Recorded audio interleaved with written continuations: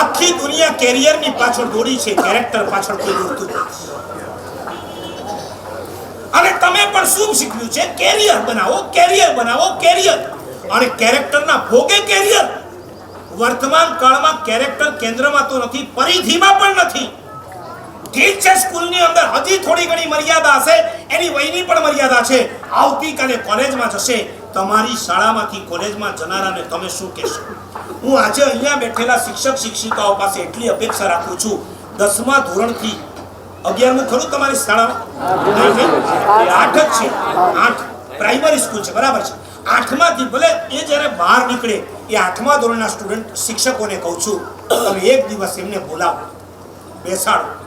9, 10, 11 અને 12 આ હવે 13 ટીન એજમાં તો એનો પ્રવેશ થઈ ગયો છે. આ ટીન એજમાં જેને બચાવી લેવાનો છે. 13 to 19 માં જે બચી ગયો ને, બસ પછી એના માટે આપણને કોઈ ટેન્શન નહીં.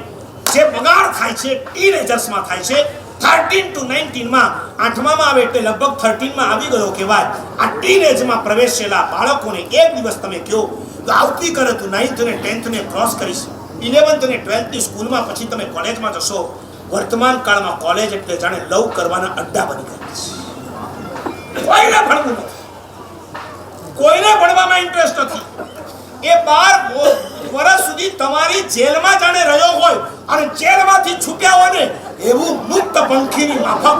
હવે છે 2-5 વર્ષ. મને એ સમજાવો કે જે છોકરીને 5-10 વર્ષે પણ છેલ્લે લગ્ન કરીને સાસરે જવાનું છે, ત્યાં ગયા પછી એને જોબ કરવા મળશે કે નહીં ખબર નથી, એને બિઝનેસ કરવા મળશે કે નહીં કાંઈ ખબર નથી, એનું ભાવિ એના હાથમાં છે નથી જ. અને છતાંય CA કરે, MBA કરે, સોફ્ટવેર એન્જિનિયર બને, જે પણ બને એ બન્યા પછી એનો કેટલો ઉપયોગ થવાનો છે એની જેને ખબર નથી. એ બધું જ ભણવું છે. અને જ્યાં ગયા પછી એને કમ્પલસરી એના પરિવારની સાથે રહેવાનું છે, એના સાસુ અને સસરાને એને સંભાળવાના છે, એને કિચનમાં જઈને રસોઈ કરવાની. આ બધું જ જો એને નહીં આવડતું હોય તો મારે પૂછવું છે, આ CA ને MBA ભણેલાનો મતલબ શું છે? હું ભૂલી ગયો એક વાત કરવાનું. જનરલ નોલેજમાં, જનરલ નોલેજના અભાવે તમારા સંતાનો કેટલા હાસ્યાસ્પદ થતા હોય છે.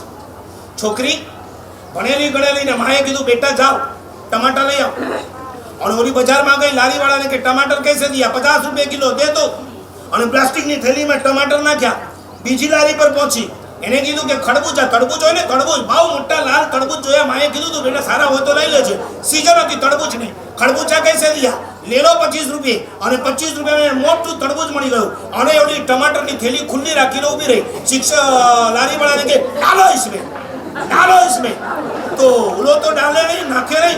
पर એને पूछू बहन आप बीकॉम पढ़े लगते हो? बोली तो राजी राजी रह गए. आपको कैसे पता चला?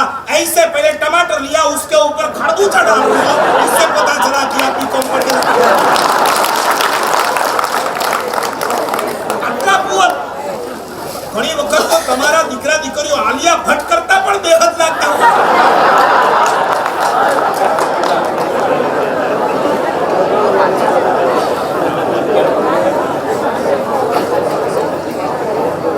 તમે કહેજો 8મા 9મા 10મા ધોરણ પછી કહેજો કે બેટા કોલેજની અંદર જવાનો આનંદ તારો હશે ની ના નથી, પણ વેસ્ટર્ન કલ્ચર ત્યાં તને મળશે, તને ખેંચશે.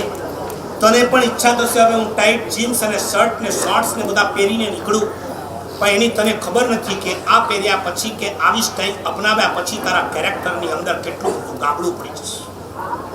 તમે જાણો છો જે રીતની છેડતીઓ ચાલુ થઈ છે, આ એ દેશ હતો કે જ્યાં બહારવટીઓ જોગીદાસ ખુમાણ 16 વર્ષની છોકરી નાતી હતી, એના પર નજર પડી ગઈ ને તો એણે પોતાની રાવટીમાં જઈને પોતાના સાગરીતોને કીધું જાઓ જલ્દીથી લાલ મરચાની ભૂકી લઈ આવો.